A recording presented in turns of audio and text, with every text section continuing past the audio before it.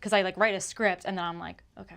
Like, and then if I fuck up, I'm like, fuck, I have to do it again. Like, what? And you look through, like, I have, like, a notes app with, like, just research, or just stuff that I even noticed, like, reading about. Yeah. It ends up being, like, 10 plus 12 pages, like, on a Google Doc that's a script. Damn, girl, that's a lot. We're live. Hello. And we're rolling. I'm like, yay. Perfect. Did I like Frankenstein? I did like Frankenstein. I went to see it with my sister, who she was like, I have not seen a movie and I can't even tell you how long. So Oh, I she was doesn't like, go to the movies with you? no. No, I usually go with my friend Amelia or Nico, but she really liked it. I really liked it. I thought, like I was telling you, I was listening to the book and then I would like halfway through the book go see the movie, and so I was a little bit hyper aware of the things that the movie missed or the things that the movie got right. Yeah.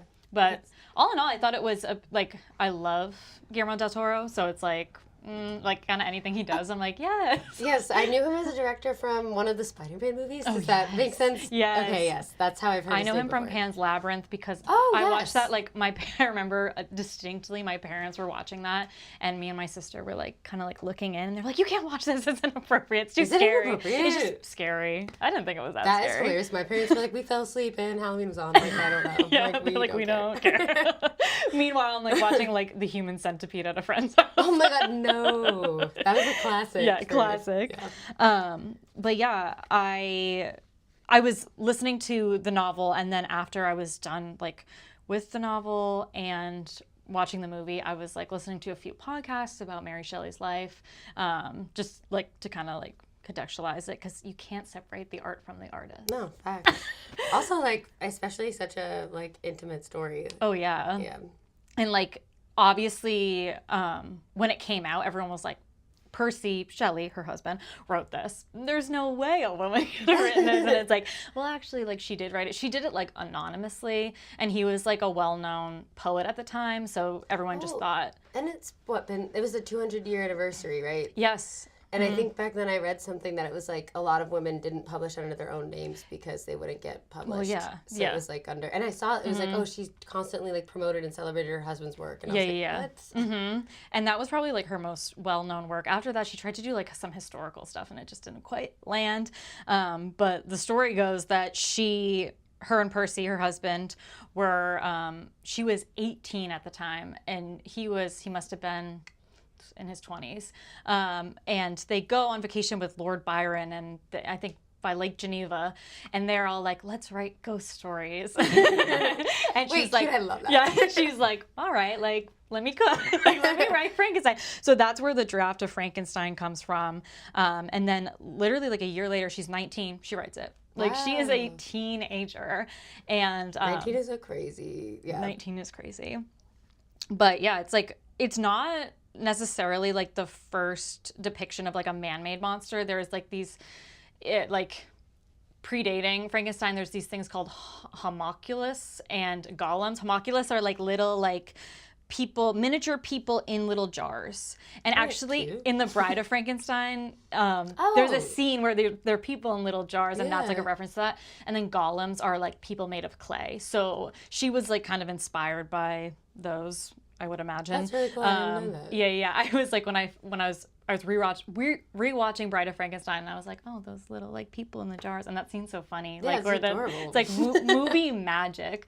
But I mean, obviously, I feel like the most well-known depiction of Frankenstein, and like if we're thinking to ourselves, like, I mean, some of us might be thinking Frankenstein, Jacob Elordi now, but like prior to that, to the adaptation and recently, it was green skin, sunken eyes, bolts on the neck, and that was the 1931 adaptation of Frankenstein, which starred Boris Karloff. Is that his name? Let me check my notes. Yeah. And there's like a rumor that he didn't want to do the prosthetics because he was like, I'm like too pretty for that. Also, allegedly. Also, like, those seem like hard to just like move and act and like talk in. Like, that just feels like a lot. Yeah, I think it was like 3 hours, which I'm pretty sure Jacob Elordi's makeup was 11 hours a day or something like that. He did like the time lapse of like him doing it, and I was like, oh god. Yeah, he's like playing a video game. Yes. He's like reading. He's like on an iPad. No, he's literally. Like, perfect.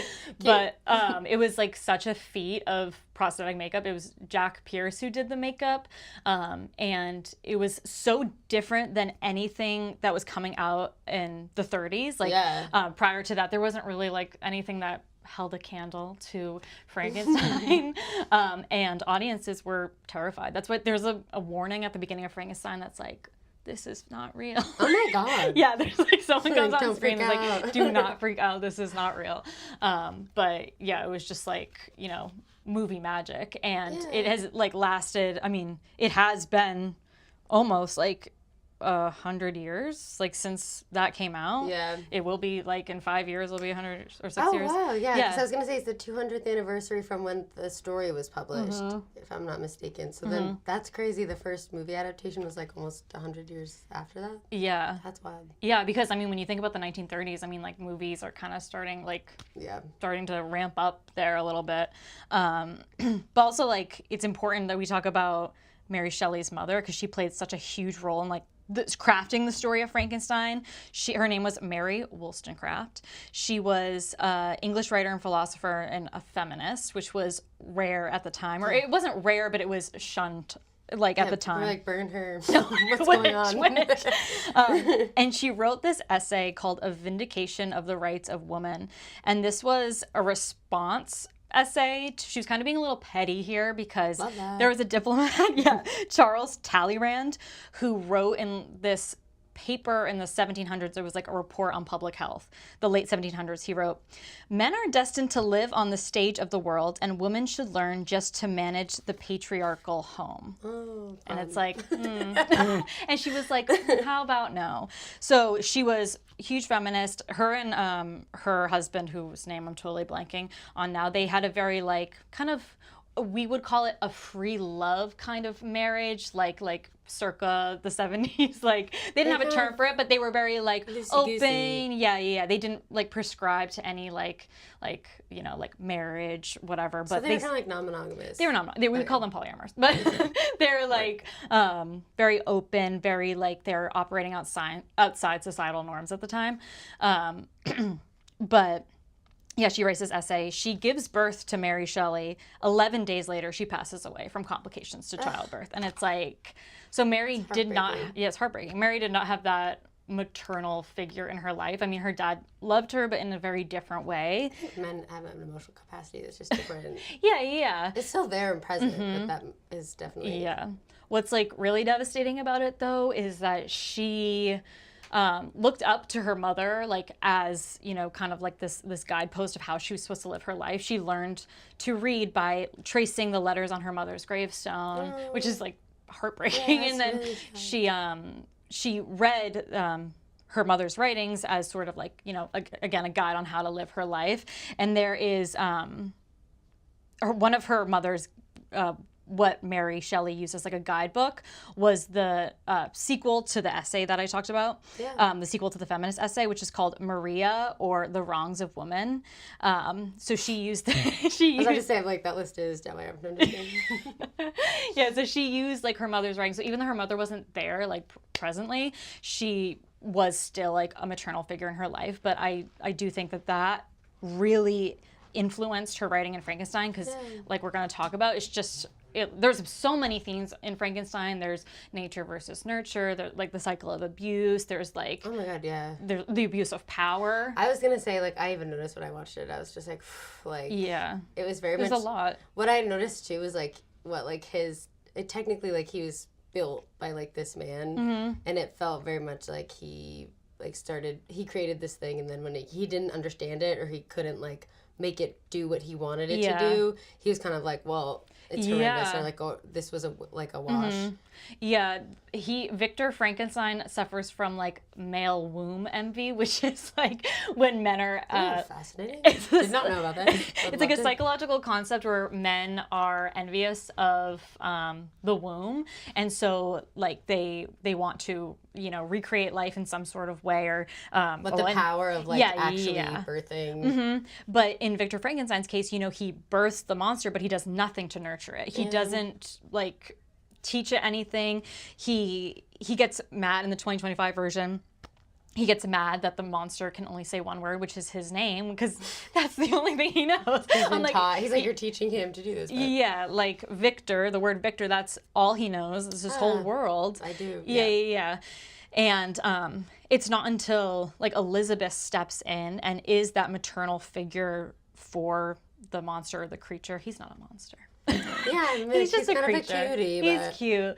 And they have that moment where she's like teaching him how to say Elizabeth, and then like he's giving her the leaf, which is, she goes, a leaf for me. Thank you. It is like so interesting that like when I watched it and I was like, of course, like the woman enters the environment and she's like, wait, let's try to like take a second and understand what this creature needs versus kind of just being like, hey, you're not operating or acting the way I need you to act. No, exactly. And he says something to her like, it has life, but it has like nothing up here. And she's like, yeah. And she says something like, I see pain in his eyes. Like that's pain is like a marker of intelligence. And it's like, wow. And yeah.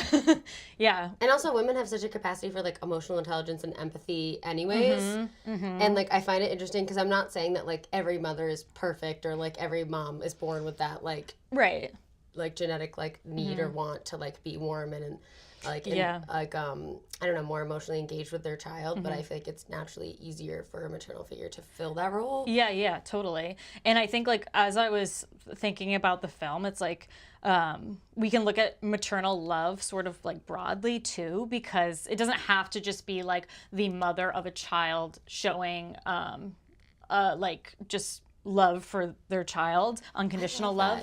But it can be like, so in the movie when he encounters the blind man, I would say that he shows the creature maternal love, because maternal love again is just this like unwavering compassion that, it's not it's not only like, I don't want to like put like a label on it like only women have like can show maternal love. That's not true. And we see that with the blind man, and that is part of the 2025 adaptation. I think like Guillermo del Toro got so right, because in the original, in The Bride of Frankenstein, which is it's the better of the two movies. The sequel, You're like, the sequel is rarely the better of the two movies, but this is so like The Bride of Frankenstein is just amazing in every sense, and especially because of the scene with the blind man, because it is just like you feel so. I'm not familiar, like even just like a quick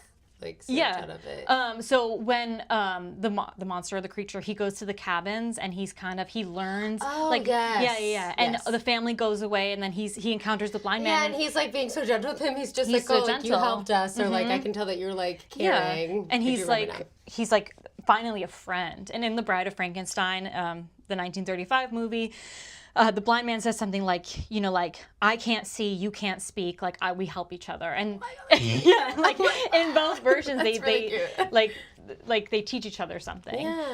So I would say like that's a form of maternal love that like. No, and I tell my man, like, I feel like you can be maternal towards people in your life, like, whether it's a child or not. Like, it's like, if I'm looking out for you and, like, trying to help you understand or, like, grow in some form, that, I think, is maternal love in a way. Yeah, no, totally.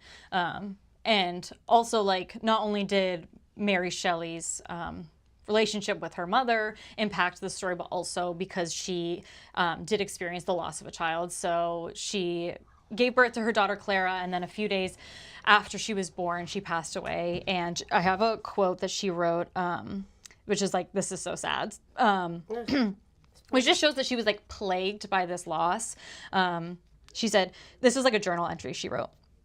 Dreamt that my little baby came to life again, that it had been cold, that we rubbed it by the fire and it lived. I awake and found no baby. I think about the little thing all day. So it's like you can't look at Frankenstein and look at the creature without like seeing all the loss of like this maternal loss that she went through, whether like she was losing her baby or she was losing her mother. Like it was just this sort of thing that she was grappling with, and it's very evident in Frankenstein. And something that's interesting in the novel is there's very few female characters. Yeah. So a lot of people think like, oh, like, I think like at the time of when it came out, people were like, oh, like this is written by a man, obviously, and this has nothing to do with feminism, or this, you know, it's not like anything to do with like women. The female experience. Female experience, yeah, exactly. But actually, like we see Mary Shelley's lived experience in the creature, like someone who's searching for this maternal love. So that's very much present in the book. And that kind of loss is so like unnatural in a way where it's like, oh, like I feel like that's like what nature is like having a child and raising it and caring for it, and then having that like taken from you is such a totally horrible like kind of grieving. And I think that story in general is such a extreme version of just like grief in itself almost. Yeah, and to her, like I feel like most of her life was intertwined with death. So like she couldn't experience like I read that her mother obviously died because of complications of childbirth. I read that her husband passed away. Yeah, I think he drowned. Like it was just like which is just like girl she couldn't catch her break. She experienced a lot of loss, and to be like that young, to be a 18, 19-year-old and be sort of like parsing through these emotions in her writing is like she's incredible. But that's also like I feel like how you process those kinds of like horrendous events is like, okay, well I'm just gonna put it out. Yeah. Like in any kind of form, like I'm gonna get out what I'm feeling, and I feel like you can definitely read that. Yeah, and I think like that's a lot of like my draw to horror, which we've talked about before, is like just like it's kind of like an outlet, like almost like escapism, and like if you can, if you can kind of visualize your fears as this monster or something, then it kind of makes it less scary in a way, or less real in a way. So I think that's a lot of what Mary Shelley did. She was kind of like her fears about motherhood and loss were projected into this writing. Yeah, this story, it's just like creating a life and then like not having it operate the way that like, it's interesting that she chose like a male kind of figure who's just like, this isn't what I want it to be doing. Exactly. And she's like living at a time where women were not encouraged again to pursue education. And so she's obviously like, that could have played a part in her writing, a majority male cast in her. She's like, people will pay attention if... Right. Yeah. And that's just speculation. I have like nothing to back that up. No, I mean, it makes sense because it's just like, okay, well, they listen when things are about men, so... Yeah, and Elizabeth, who Mia Goth plays in the 2025 adaptation... Also, her outfits, I couldn't. Oh my God, every time I was looking at this, I was like, I need to take a minute to just take in every detail. The feathers, the bug necklace. It was so thought out. Like, it was... Every element of her outfits were so... Yeah. That's like something I look for when I watch a movie. So just seeing that, I was like, ooh, like it just catches my eye and keeps me in. Totally. And then obviously she plays Victor's mother, and then she plays Elizabeth. Which I didn't know until you told me that prior to this conversation, but we had chatted. And you were like, oh, she plays both roles. I was like, what? Yeah, so she has like half prosthetics. And what's interesting about this dual casting of Mia Goth is that actually in Bride of Frankenstein, Elsa Lancaster plays Mary Shelley, the character in that movie. Oh my God. And she plays the Bride of Frankenstein, who has no lines. She screams and she hisses, and she's in the movie for like but a moment, but she is so she's so iconic. Like she is forever like in the cultural zeitgeist as like this iconic figure, and like the bolt of lightning hair. Yep.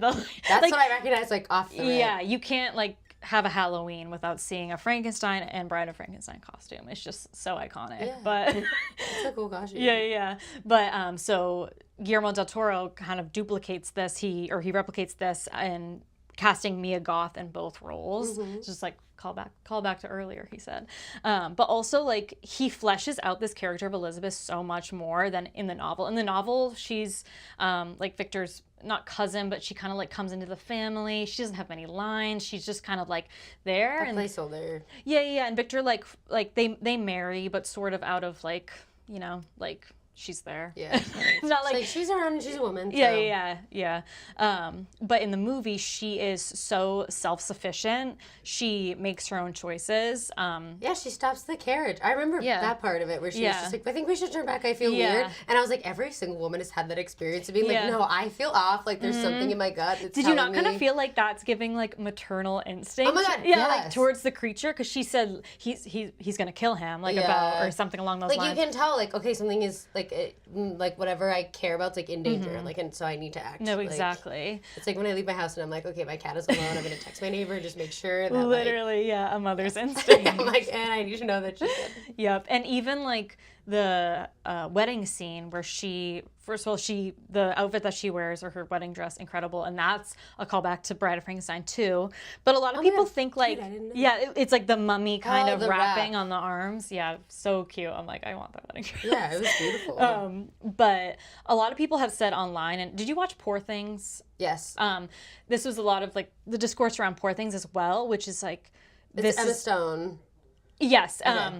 And she's like a Frankenstein monster-esque character, and she's a baby put into almost like a right. adult, yes. Yeah, and I do. The moral conundrum that people are having is, oh well, like how can you, like someone's sexually attracted to someone who is but days old, essentially. But I would argue that in the terms of this movie, not talking about Poor Things, that's a whole other conversation, but talking about Frankenstein, that I don't think there's really romantic love. I think it really is this motherly love. She wants to help him. Yeah, and she wants him to take her away from this life that she sees herself leading, one that she'll probably be, put in the background, and she doesn't accept that. She is always on the quest for knowledge, which is rare, and like again, it was shunned upon for women to do that at Being this curious time. is like a crime. She's so curious, and she is so compassionate towards things that others would deem as gross, like bugs and the creature, and she is like fully self-sufficient, makes these decisions for herself, and says like, take me away. And I didn't interpret that necessarily, even though it was like a reference to Bride of Frankenstein. If you watch the Bride of Frankenstein doesn't even like the monster. Like, she's repulsed by it. She screams. She screams at the sight of him. But in that movie, he has this really touching moment where he puts his hand on her hand while she's like screaming, because he's like, I'm not scary, I'm not a monster. Yeah. Like, it's giving Pride and Prejudice when he's like whipping her in the carriage. Yeah, You're totally. Like, And I think also something that this adaptation does that no other adaptation that I've seen has done is painting Victor as the true monster. Yeah. Like, they're like, he's a milk drinking, know-it-all, like who thinks not a milk drinker. Dad. He literally only drinks milk throughout the movie. Oh my god, I didn't notice that, but yeah, I get what you're saying. Which is giving like, I'm still breastfeeding. Yeah. But yeah. I don't love that. Yeah, a little freaky, but who plays God essentially, but he doesn't he wants to again create life, but he doesn't want to have anything to do with the shaping nurturing. it or nurturing it, yeah. like helping it grow. That's what I noticed too. I was just like, oh, he's mad because it's not immediately functioning how he expects or wants. Yep. Which I think is like, I mean, like almost more normalized for like a father figure to be like perform or like do what we need. Yeah. And I think that what this movie and the novel do successfully is highlighting maternal roles in like a patriarchal society that upholds paternal roles more so. I mean, even in that quote from Lord, whatever his name was. Byron, is that? No, not Lord Byron. The diplomat Charles Talleyrand, yes, where he was like, a woman shouldn't be educated, they should just uphold the paternal household. Oh, and it's yes. there have been, I would argue that even today we have kind of disparities in how we view maternal figures versus paternal figures. Yeah. So it's like, and seeing this like very like paternal focused character and failing so miserably, it's like, and then this maternal figure stepping in and showing the creature compassion, it's like, no, I think it's actually very point for like this time period, just because even being a mom it has so much more attention on it now. Yeah. Not even just with social media or people like focusing on like what the norms are, like what's right and wrong with parenting. Yeah. But I also think like the cost of raising children has risen. Yep. Less people are having children, so being a mother is such a bigger choice, because it's Yeah. like, okay, like what can I financially responsibly like take on? And then like everybody gets a point of view or opinion, because if you're putting your child out there, people are just like, this is wrong, this is right. Like moms are already put under such a scope of like, if not perfectionism, but just like, hey, like I feel like they're held at a standard of like, you see a mom out with her child and you're like, okay, she's doing what she needs to be doing. Yeah. Or you kind of critique like she could be doing it this way. And you see a father out with his like child and you're like, wow, he's so involved. He's taking him to the park, like he's bringing him to the store, and it's like such a spectacle of like, look at that, that's so sweet. Yeah. But when you see a woman out with her kid, you're like, and yes, what else? Like, no, very exactly. different. And I don't think Mary Shelley's necessarily, or her goal was to be like, wow, like motherhood's so amazing. Like I mean, she literally went through hell. Like it's horrible, but like I don't think the point of Frankenstein, even though it's like, you know, maternal roles are highlighted, it's not like, you know, everyone should have a baby, or it really is kind of a warning in a sense, about like her fears being manifested, and you know, it's not an experience that only she alone has experienced. Like there are many women, many people that experience this incredible loss, like of I think child, mother. The grieving of a child is something that nobody like inherently should have to experience. Oh my gosh, no. It's against like everything that nature kind of tells you. But yeah. There is this quote from an article that I read called, or I guess it was an essay called Frankenstein, Search for the Mother. So this isn't like I didn't just come up with this mother theory myself, but it's from this author, Mark Rubinstein, and he says, yet for all the disclaimers, Frankenstein is a woman's book. Mary Shelley is the animator and progenitor of her story. If it a retelling of Prometheus, it does so by recasting the legend in terms of conception, pregnancy, and birth. The monster as abandoned baby is the voice of a mother's conscience, which I thought was very, very telling, and goes along with what we're talking about. As like me saying that Mary Shelley positions herself as the monster in a sense, in writing herself as someone who was abandoned. Yeah, it's kind of just like, where is this, like, where do I put this love, or like, where do I put this like longing for like having this connection? Yeah. It's devastating. So it's really a warning almost against a society that, again, upholds this patriarchal way of thinking, especially around gender roles as it concerns parenting. Yeah, like motherhood, I feel like, at least from what I've seen, even the way media like kind of shows it now, it's just like, okay, like you need to be 100% for your child 100% of the time. Yeah. And I feel like dads get this leeway of just like, wow, you're here and that's amazing, because like you could be gone, I guess. Yeah, you know what I mean? No, totally. And also we're living in a time where, of course, people are people want you to have a baby, but don't do anything really to help you facilitate that. Yes, exactly. Yeah, even like the medical costs of having a child are like insane now. So it's just like so many factors to consider, and just like the environment that you want to raise a child in. Yeah. And a lot of people think that this story that Mary Shelley wrote is sort of like a birth myth about like and it's again like a warning of a world that rejects a mother's importance and in favor of a father.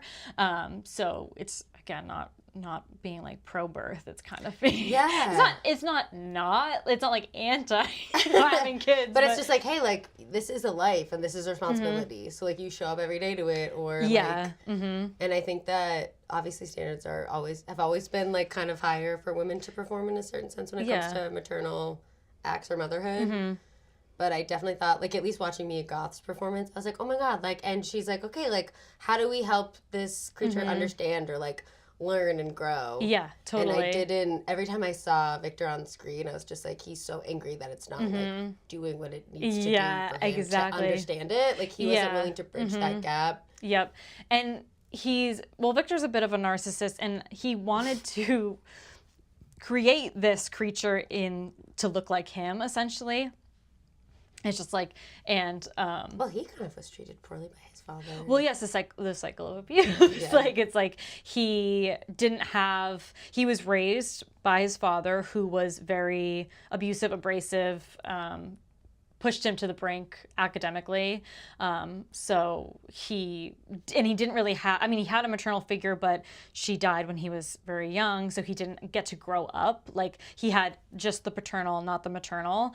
And that. But he is so empathetic, like naturally. Yeah. But I think when it comes to like him having a child, in a sense, like all that repressed emotion kind of comes to the forefront. Like he's his dad, essentially. Yeah. But it is interesting, because I think even just watching it, I was like, oh, I feel like it's funny that like Frankenstein, the creature himself, is not getting any like maternal or even paternal love, but like the way he approaches the world is so empathetic and kind. Yeah. But feeds the berry to the deer. Oh my god, it was so cute. I was like, I'm dying. It was so cute, yeah. But I think there's something to be said for, like, when you don't get those kind of influences, like, that you almost, like, create them outside of your own, like, circle. Yeah. Like, if you're not getting it from your mom and dad, like, I'm gonna build that with what I can find around me. If you're naturally, like, kind of leaning towards that. He seemed so empathetic and kind to anyone, even the blind man that he obviously runs into. It's just, like, it was sweet just watching that. Yeah, totally. And all the creature, Frankenstein's monster, has known is violence in a sense, because Victor obviously, just like his father beat him for not performing in the way that he wanted him to, Victor Frankenstein beats his creation. Which is, yeah. Oh my god, awful to watch. Yeah. I think that was kind of when I was just like, ugh, like, there were multiple times where I was just like, I don't know about this. Like, I liked the movie. Yeah. I mean, also because I was, like, aesthetically obsessed, like, outfits, lighting, like, all of it. Yeah, amazing. But I think there were a couple points where I was just like, oof, like, it was, like, a rougher... It's a lot. I mean, this adaptation is, again, the first one that I have seen that really shows Victor as the monster. And it's not like, I mean, you get that from the novel because obviously he abandons his creation. No, I love that. And then it's like, I'm going to kill him. Yeah. He's like, well, that's bye. your responsibility. Like, you don't, like, get to do that. And I think it's interesting, too, because it's like every other adaptation is like, this is the scary monster we're afraid of. And then you're like, actually, like, the thing that made this is probably a little bit. He's like a villain, but he's the monster is a villain, but he's not a villain. He's like, which is kind of my favorite, like, villain to talk about. It's like Jennifer's Body. Like, she's the villain, but she's not really. But also, the like, we made her. Like, but you empathize with her. And also, the patriarchy brewed that villain. Like, I'm sorry. You could Jennifer's Body x Frankenstein's monster. Actually, that is a great. You should make that up. Just saying, because I feel like I'm like, okay, well, society made her this Gracie. Like, no, yeah. I mean, and society made the monster, like, again, nature versus nurture, and he got no nurturing. I mean, in Elizabeth, he did get that nurturing that he so craved. Yeah. But she was also taken from him. And in the 2025 adaptation, Victor's the one that takes Elizabeth's life. Is that not in the original? In the book, the monster takes Elizabeth's life. Oh my god, heartbreaking. Yeah. Did he not mean to, or was he doing it on purpose? I'm not entirely sure. I don't really remember that part. It's like way near the end. I don't think... I could see just because he doesn't know his own force sometimes in the movie. Yeah. But I was like, oh, I wonder if he did that on purpose or by mistake. I think he did. I'm pretty sure he did it on purpose. Well, basically, at the end of the movie or the book, he's like, please make me a companion because I'm so alone and I can't die. Like, I can't die. And Victor's like, no, I'm not doing that because I'm not bringing another one of you into the world. Which is heartbreaking. And actually, that's why I like The Bride of Frankenstein so much, because it fleshes out that concept, because the book ends and the companion is not made. So The Bride of Frankenstein is just a kind of adaptation of if that were to happen. That's interesting. I mean, I don't know. I feel like also it's like a punishment in a way, because it's like, no, I'm not going to give you somebody who's going to stick around and be able to provide you the support or like emotion. And like obviously Victor's not getting that from anyone either. Right. And in the 2025 adaptation, he seemed almost jealous that like Elizabeth was giving him attention. Well, yeah, totally. It's kind of like the monster's kind of like cursed with life at that point. Like, it's like, I can't die. I have no one. Like, everyone thinks I'm a monster. I'm not a monster. You're the monster, Victor. Like, I'm pretty sure the monster does say that. Like, you're the monster. And it's like, well, yeah, he is. He is, yeah. He really is.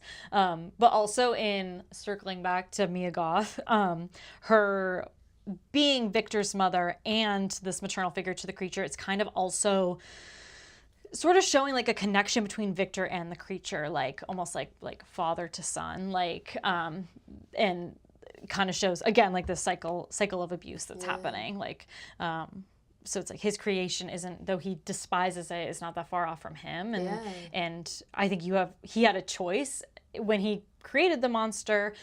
Do I show it compassion, or do I continue to, and it's sometimes cycle of abuse? Yeah, I feel like sometimes, especially if that's how you grew up, it's easier to exert like, well, this is what I know. Like, I'm going to exert like brute force to get you to do what I want. Yeah. Instead of actually trying to understand you or learn how to communicate with you. Like, I'm just going to exert like, no, you're going to do what I say. Yeah, totally. And also like you have to wonder if he did have that. His mother, Victor's mother, was his only solace in like this abusive household that he had.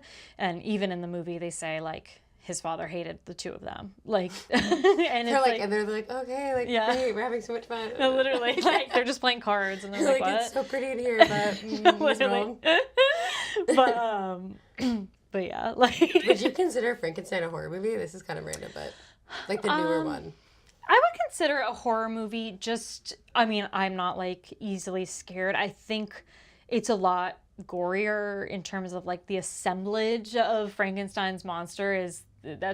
Those scenes were a little tough. Yeah. But so it maybe a little body horror. But also like pregnancy is body horror. That's like, in true. a way, like giving birth is kind of like traumatizing and physically disgusting. Like, yeah, no, real. so it's like that. I feel like mirrored that experience in a way that I thought was interesting. But I don't know if I would have. I wasn't scared. I wasn't scared either. I mean, I think it like in like as canon, it is a horror movie, and it's always been a horror movie. But yeah, I'm not scared of Frankenstein because he's so not like I know he's so cute. Sweet. I was like, wait, it's also Jacob Elordi. So you're like, ooh, cute. I kept whispering to my sister, I go, that's Jacob Elordi. I was like, he's cute. Whatever. I know. I was a little like apprehensive. Will Jacob Elordi pull off this role? But I was thought he did it really surprised. well. Yeah. Yeah. No, I was. There's that that not meme going around, but people are like foaming at the mouth because he actually carried Mia Goth in the scene. I didn't know Yes, that. they had built a whole doll of her, and he carried her instead the whole scene, and people were like, "Oh my god, Jacob Elordi, so strong." Okay. Yeah, literally. She's also gorgeous too. I love everything gorgeous. that she's in. Mm-hmm. No, totally. I really appreciated how Del Toro like honed in on her as a character, and was like, she was so feminine, and she was the only one that gave Victor a hard time. Like she was like, hey, like you created this, like it's your responsibility. She also from the jump, she was like, hey, I don't know about this. Like she was challenging him, and she was like his equal in a sense in the movie, even if Victor didn't recognize it or not, or acknowledge it or not. But which is so like, that's a male, I feel like, view of just like, well, obviously I know better, or like this is how I'm gonna handle it. Yeah, and I think like oftentimes like a patriarchal view of like a nurturing maternal figure is just like, well, yeah, that's just what they do. Complacent. Yeah. And it's like when actually this movie shows how important like that unconditional love. Yeah. To like, hey, we need action, not just like you to roll over and be like, okay, whatever you say. Yeah, like, that's exactly. Not being a mother. Yeah. And I don't think any of my friends who have children would explain that experience of being a mother like that. Like if anything, it's like I would do anything. Like I would go above and beyond. Yeah. Like for totally. my child. And I noticed that like, I guess, like, I know it was, like, essentially kind of put in this way, like, romantic, like, their interest to each other, but I did find that every time she interacted with him, she was teaching him something, or trying exactly. to teach him something, which was interesting. Yeah. I feel like women even do that. You could argue. There's, like, that meme where it's, like, women are like, oh, dating in your 20s, like, I love experiencing motherhood. It's, like, a joke. I just saw it today. I mean, I've seen it before, but I saw it again like, today. I've seen it, and I'm like, well, because sometimes it's, like, men have this, like, inherent way of, like, it's not their first instinct to be emotional and empathetic. And I think that the men who have been exposed to moms that did provide that kind of insight of like, hey, like, this is how you interpret feelings or like express emotions or like when you're frustrated, angry, like upset, or how you communicate with people or like can see another point of view. I think that's so a unique experience that like a mother can give. Yep. No, totally. I also love that meme that's like men when they realize Frankenstein's about women. They're like, and like we love men. I love men. No, yeah, same. I'm just saying it's an and interesting. It's not all. It's like it's easy to use like gendered language, of course, like maternal, paternal, and you have this sort of idea of like, oh, mom, dad, man, woman, like whatever. And my experience, like my dad was always very emotionally emotionally intelligent. Like out of the. Oh yeah, same here. Like very involved, very like he wanted to know all my friends, like what I was doing. And I think what the adaptation does successfully is, of course, at the time of the novel being written in the 19th century, again, I'm like a broken record, like women were encouraged to stay at home and not be educated. But in the film, Elizabeth shows that Elizabeth kind of acts as maternal and paternal because she's giving this, she's teaching the monster, but she's also showing it this compassion, which is what Victor himself never got. He got the teaching, but he didn't get the compassion. So that's interesting as well. Yeah, I thought it was overall I was like I couldn't look away from the movie. So yeah, No, it was, and at the spoiler alert, but Yeah, no. yeah, my boyfriend's watching this. I'm like, you haven't seen it. He Like, hasn't seen it? No, I'm dead. Did he help you prep? He was like, okay, don't mention anything that happens. Go. No, I was like, I invited him to go see. He couldn't see it one day, and so that's why I took my sister. But I don't even know. Oh yeah, at the end, when. I mean, you could argue at the end, the sailor shows him some maternal love when he kind of... Oh, yeah, he lets him go. He lets him go, yeah. He listens to his story. He's compassionate and understanding, and he says, all right, go. It's so funny because I watched this movie with a man, and he was like, honestly, off the rip, you kill a bunch of my men on a ship, I'm out. Like, if you're going to try to talk to me about, like, what is going on in your life, I don't care. Right. Okay, that's actually interesting. And I was like, okay, fair, I guess. Like, yeah. And it's also interesting because the monster ends up forgiving Victor, and I'm like, I don't think I'd forgive him. I know. Well, I do. I know. That is actually, I remember being like, oh, but like, that's almost a weight. I mean, like, that man, or monster is going to have to live forever. And I feel like forgiveness in a way is kind of like you letting go of something that you were carrying. So True. I feel like he could have been doing that in a way of being like, yeah, I don't really want to carry on this hate for you anymore. So peace. Yeah, it's going to the grave with you. Yeah. That's on, much. You know what you did, babe. Yeah. But. And I think, and this is true in every adaptation of Frankenstein, is the Frankenstein doesn't hurt anyone, he doesn't do it on purpose. He's not like in the 1931 adaptation, he is playing with this young girl and they're picking flowers and throwing them in the water, and he doesn't know the difference between a human life and a flower, so he throws her in. I did read about this, and she dies. Yeah, and she dies, but across the board in every adaptation, it's like when he doesn't do anything maliciously, he just is unaware. No, he's like a child, essentially. And when I read, like, he thought he was playing, so he, like, threw her in the water, and then she drowns, and he's like, oh my god, I killed her. Yeah. Which I was like, that is heartbreaking. I was like, oh my god, I'm out. I know. And then there's, like, this manhunt for him. Actually, that... Fun fact. They were playing, right? Yeah. Fun fact, that scene was actually cut when they showed it in 1931 originally. It's like, if you watch it on whatever streaming service, it's on there now. Okay, cool. But it was cut because it was seen as just too graphic that this girl drowned.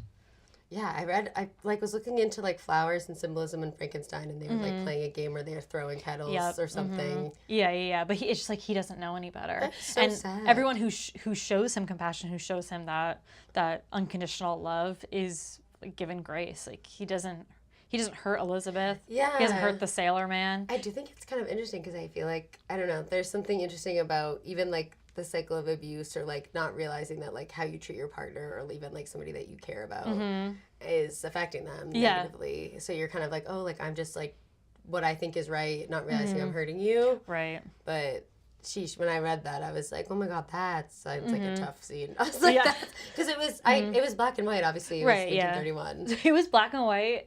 I read something that they were like, thank God it was black and white because it would have scared audiences in color, or maybe it was the opposite, something like whatever. It was in black and white, but then they added like a green tint to it, and I guess that was horrifying. Wait, because he's green, they were just like, and put a little green on it. They're like cute. It looks really funny because it's so interesting how. I mean, obviously, I just watched the Wicked movies. I'm like, oh my god, I haven't seen it yet. It's good. But the new Wicked movie. But it's like green is so symbolic of evil for monsters. She's not. Elphaba's not a monster. Oh, that is actually a fascinating parallel, though. But so it started. Another fun fact. It started because in black and white films, green makeup like makes a face look paler and more sunken. Okay. So that's how that originated, and then it kind of just like green came to be known as like the symbol of evil and wickedness and like things that are unnatural. Ugly, or like the Wicked Witch of the West, is it? Yeah. The Wicked Witch of the West, and then like, which is her character, right?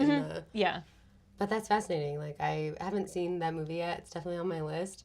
But I guess you're right, because it is kind of like a green, ugly monster, which is what Frankenstein is kind of portrayed as. Yeah, but he's not really. I mean, like, literally Frankenstein x Elphaba, because they're, like, both very misunderstood. They're not, they're not monsters. I mean, I think a lot of monster movies the monster is misunderstood. I would even argue, like, Nosferatu's misunderstood. Oh my god, we did talk about that. I love Nosferatu. I was like, that was a lot. That was a good movie, too. That was a really good movie. I know my sister still hasn't seen that. I'm like, you need to see that. Because I was like, that creature acting is really good. Like Jacob Elordi, here are your flowers. But like, no, I thought he did well. Bill Skarsgård, Like, that was just... Yeah, that was some He was messed amazing. up. That was crazy. Yeah. I think the last scary movie I saw in theaters was Weapons. I haven't seen that one. Oh my god, you should really see it. And I think if you have ever worked in the public school system in extra hits, because like she loses her whole class. Oh, really? And you're like, oh my god, a little nightmare. Like that would be... Nightmare. But yeah, no, I actually, when I was leaving that theater, I walked into the class at AMC, like walking out. And the person I was with was like, wow, that really scared you. And I was like, or I'm just exhausted. Like, I don't know. I need to go to bed. But I do think it's one of those things where sometimes you walk away from a movie and you're like, okay, I'm thinking about that for like the next day or two. And I felt like Frankenstein was definitely one of those where I was like, oh, weird. Like, Yeah. Even though Oscar Isaac plays a egotistical maniac, I was watching thirst traps of... oh my god, I was like, wait, what? Like, what's going on? Literally, I was like... It's like him in like a silk robe, and they're like, It's why him, is he like, so cute? completely nude. Yeah. Like, right. I'm like, we kind of missed the point, but it's fine. I'm not really like a Jacob Elordi gal. Like, I'm like, he's a little bit too pretty for me. Now that we're I nearing felt the that, end, yeah. we can be honest. He's too pretty. He's too tall. But Oscar Isaac, woo! I'm like, yes. Yeah, no, I felt that. I thought it was an interesting, like, even just seeing what people's reactions were, because I felt like what I mostly followed was just the choice of color and like the outfits for Mia Goth, because that was mostly what my eyes were drawn to. Right. And even just like they chose red for a specific reason when they like showed her mother. And she was the only one that wore red. Yeah. I believe. And I was like that outfit itself, I was like, oh my god, I'm obsessed with this. And did you notice how, like, the mom's in the coffin and then she kind of has these petals surrounding her head? And then the hat that Elizabeth wears, or one of the hats, it has, like, that similar like the kind peacock of... feathers. Yeah. Yeah, I thought that was very interesting. And the way that they buried her with, like, the... And it locks, Yeah, I was That like, was this so is very dramatic. Yeah. I was like, I'm here for it. No love. The But yeah, details were cool. I gave it a 4.5 on Letterboxd. So I was... Oh my god, okay, G. Yeah. We should also follow each other on that. Yeah, Like, I would love I know, to we see. should. I think I've only reviewed one movie and I was angry, and it was me being like horrendous. Just What one movie? word. It was, I loved The Strangers, because that was one of the first scary movies I saw in theaters as like a kid. Yeah. And I remember my Uncle Mike brought me, and when we got there, he was like, we can leave, like, because he was scared. He was like, we can go. And I was like, I'm here, I'm He's sad. like, you want to go? I was like, I'm going to watch it. Right. And so they came up with a new one, like, not that long ago, and I went and was like, this is so bad. Yeah. That I literally was like, this is the only thing that I've reviewed so far. It's just like so bad, like, don't waste your time. But I'm like, have only left one movie, and it was the new Scream movie.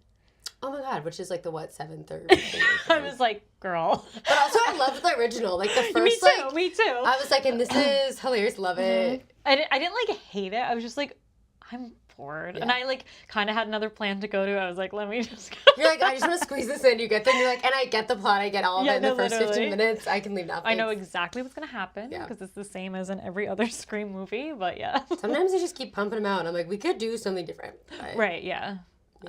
But I'm looking forward to next year there's a Christian Bale adaptation of Frankenstein. Oh my god, wow, cool. Yeah. So That should be really interesting. I usually know. love anything he's in, so. anything Christian.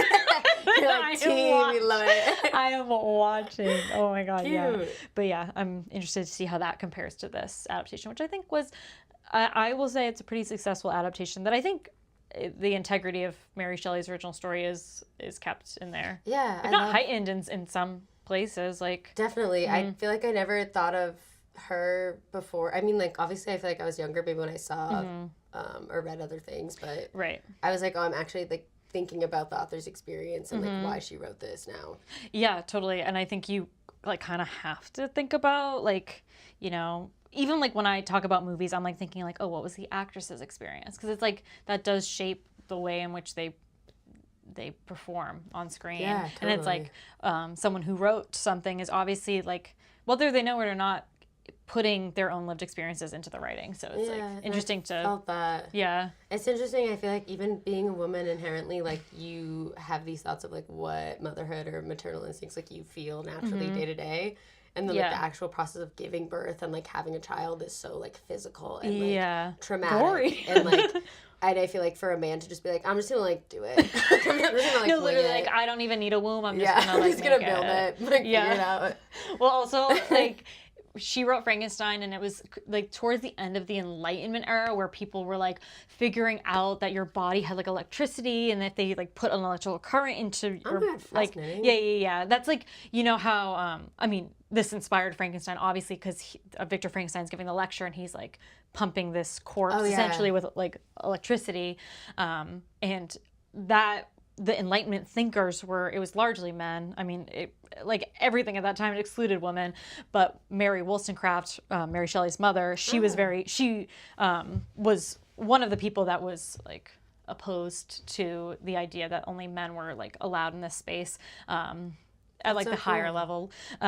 So she was very outspoken. And so like you can't not look at Frankenstein without a feminist lens. Like it's just like impossible when you think about Mary Shelley's upbringing and just who she was as a person. Yeah, that's fascinating. I definitely got that vibe of just like the importance of having a maternal figure in your life, and then also like how it shapes you as a person. Yeah, and how you grow. And it's interesting because like I know we talked about like maternal figure doesn't have to be like a woman, and in Mary Shelley's case, it doesn't even have to be someone that's present. Like her maternal figure was very much deceased, and she still like was present in her life and shaped the way that she lived. There's something so beautiful about that, because it's like she's almost more attuned to being like, okay, I want to soak in every like ounce of what I can get about my mother. Yeah, like I knew nothing about my mother. I was 11 days old when she passed away, and yeah, I want to do right by her in a sense. That's so cool. Yeah. Well, this was a great chat. Yes. I'm so happy that you could come here and hang out again. Of course. And we are going to be back here. December 10th. December 10th, another one. Mark it in your calendars. Yes, please. But I'm so happy that you came. This is great. Yes, thank you. Yeah. I love Nightcap. Yeah, this is such a fun experience. So this is amazing. Thank you for coming. Of course.